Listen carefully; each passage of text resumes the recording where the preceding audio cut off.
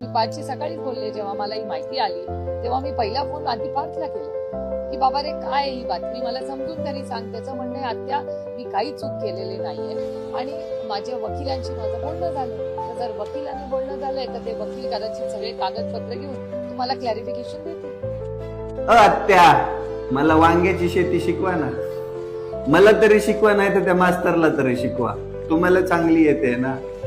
म्हणजे तुमचं कसं झालंय माहितीये का, सगळ्यांनी मिळून खायचं, या महाराष्ट्रातल्या जनतेला येड्यात काढायचं आणि सगळ्यांनी मिळून खायचं. बरं आत्या मला एक गोष्ट सांगा, आमच्याकडे तर पुरावे आहेत ना, जे खरेदी खत आहे त्याच्यामध्ये तर 1805 कोटी रुपये किमतीची जमीन 300 कोटीत खरेदी केल्याचा पुरावा आहे, 500 रुपये स्टॅम्प ड्युटी भरल्याचा पुरावा आहे, अमेडिया कंपनी तुमच्या पार्थ दादाच्या नावावर आहे तो बी पुरावा आहे, 99% भागीदारी मॅडम त्यांची त्या कंपनीत.